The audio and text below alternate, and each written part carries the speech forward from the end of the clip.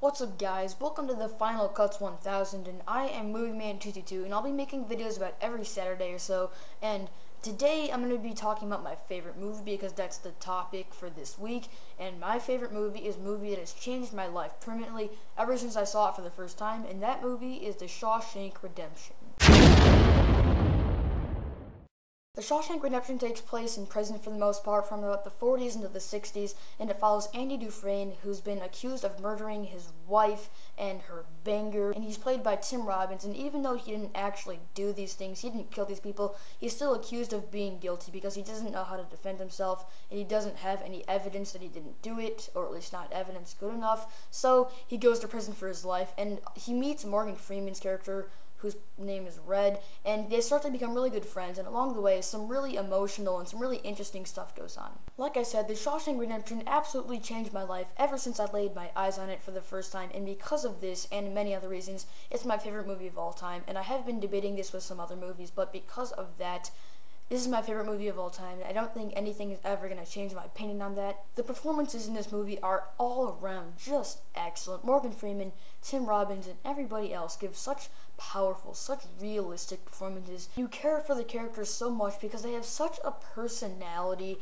and in fact their performances are so good that I felt that everything was happening right before my eyes, and it's just an incredible feeling. And all of their dialogue, all the conversations between them is so realistic. This is one of the most well-written movies I've ever seen in my life. All the writing is so emotional, and in fact, a tear came out of my eye in some scenes in the movie. I'm not gonna lie, I did slightly tear up in the movie, and that never happens to me. That barely ever happens to me. This is just such a well-written movie. All of the characters, yet might be somewhat cliche, they're so relatable even in some ways, and they're so likable, and you care for them so much. I think this is Frank Darabont's first movie. He did also direct The Green Mile, which is another prison movie, also very good. This one is much better, and he does just such an amazing job directing the movie. He used a very nice visual style. All the cinematography, all of the costumes and landscapes are amazing, but he captures the disgust, the horror, and all the emotion of this terrible prison so well. I also love the score in the movie. It really helps for the emotional scenes. The whole movie is one big emotional scene. That is this movie. And I really did not want this movie to end when I first watched it, and whenever I watch it now, even as slow as it is, it's not too slow, but it is a slow movie. I did not want this movie to freaking end.